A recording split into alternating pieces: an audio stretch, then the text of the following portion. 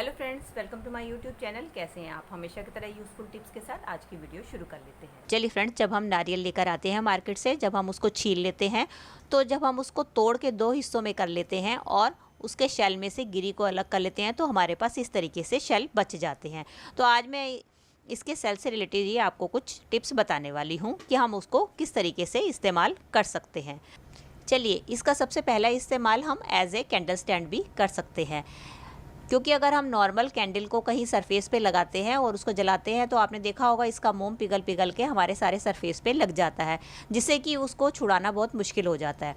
तो अगर हम इसको कैंडल को इसके अंदर लगाएंगे तो इसका जो भी मोम गिरेगा वो हमारे इस शेल के अंदर गिरेगा और हमारी सरफेस खराब नहीं। कई बार दोस्तों आपने देखा होगा कि हम जब भी अगरबत्ती स्टैंड पे अगरबत्ती को इस्तेमाल करते हैं तो उसका ऐश जो है हमारे सरफेस पे गिर जाता है, जिसके कारण हमें उसको बार बार क्लीन करना पड़ता है। तो उसके लिए हम इसके शेल का इस्तेमाल कर सकते हैं। उसके लिए आप कोई भी कांच की बोतल लें, उसको नीचे रख के उसके ऊपर आप शेल को अटका दीजिए और उसके ऊपर अब हम अपनी अगरबत्ती को लगा देंगे। अब आप देखेंगे कि अगरबत्ती का जो ऐश है वो हमारे शेल के अंदर ही गिरेगा, बाहर नहीं गिरेगा, जिससे कि हमें बार बार क्लीन नहीं करना पड़ेगा।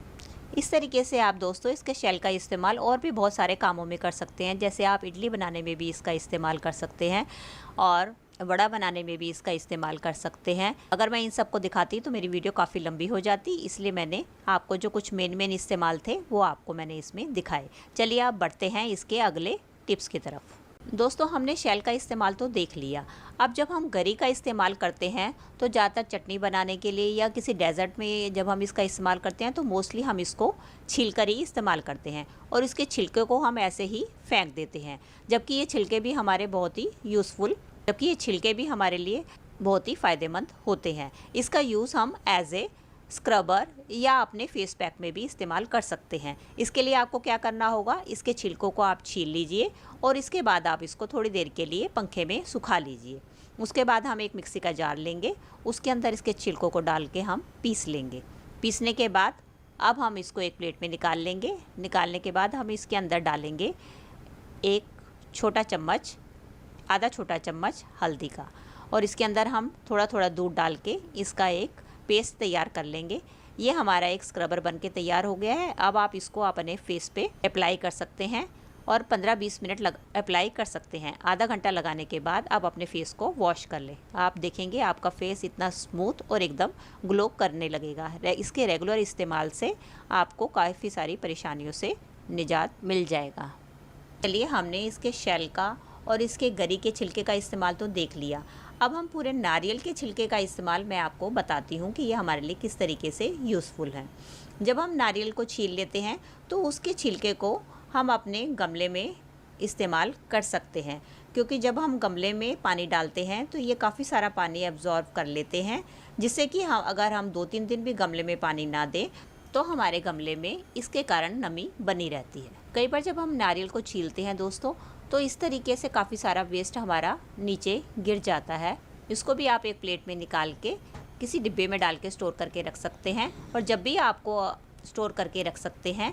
और ये हमारे लिए एक बहुत ही अच्छे फर्टिलाइज़र का काम करता है। जब भी आपको इस्तेमाल करना हो अपने गमले में तो आप इसके अंदर थोड़ा सा पानी मिला लें। पानी मिला के थोड़ा सा इसको आप मॉइस्ट कर लें। ये हमारी कोकोपीट बनकर तैयार हो गई है। अब आपने जब भी कभी नया पौधा लगाना है तो आप उसकी मिट्टी में इसको मिला सकते हैं या आप इसको गमले की ऊपर की सतह पे भी इसको डाल सकते हैं। ये हमारे बहुत अच्छे फर्टिलाइज़र का काम करता है। ये छिलके हमारे पौधों के लिए ही फ़ायदेमंद नहीं होते, ये हमारे बालों के लिए भी बहुत फ़ायदेमंद होते हैं। इसका इस्तेमाल हम एक नेचुरल डाई के लिए भी कर सकते हैं।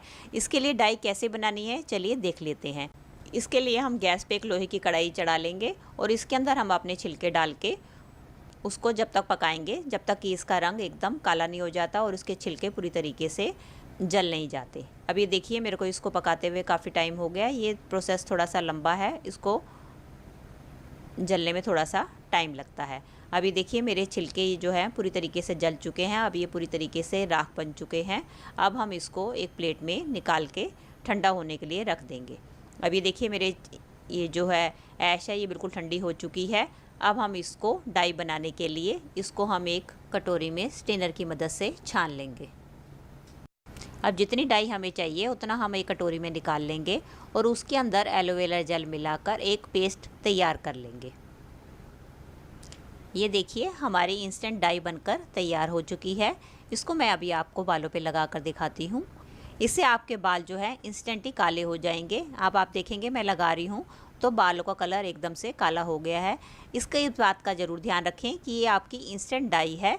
जब अगर आप इसको वॉश करेंगे तो इसका रंग चला जाएगा। ये इसके लिए इस्तेमाल होते हैं कि बाई चांस आपको कई बार बाहर जाना पड़ता है अचानक और आपके बाल सफ़ेद होते हैं, तो आप उसको इंस्टेंटली इसके ज़रिए आप उसको काले कर सकते हैं। एलोवेरा जेल, अभी तो आपको एलोवेरा के कारण ये आपको थोड़ा सा लिक्विड दिख रहा होगा, लेकिन थोड़ी देर बाद ये एलोवेरा उड़ जाता है और ये डाई आपके बालों पे इस तरीके से लगी रह जाती है।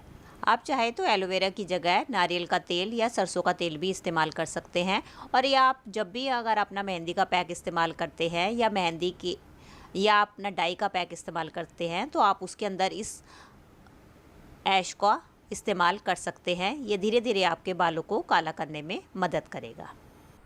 तो दोस्तों ये थी मेरी आज की टिप्स। आई होप आपके लिए हेल्पफुल रही होंगी। तो दोस्तों अगर आपको ये मेरी वीडियो अच्छी लगी है या थोड़ी सी भी हेल्पफुल लगी है तो प्लीज़ इसको लाइक, शेयर और कमेंट कीजिएगा और मेरे चैनल को भी बेल आइकन के साथ सब्सक्राइब कर दीजिएगा अगर आप इसी तरीके की और भी वीडियो देखना चाहते हैं तो। चलिए दोस्तों मिलती हूँ नए टॉपिक और नई वीडियो के साथ। Till then take care and bye bye.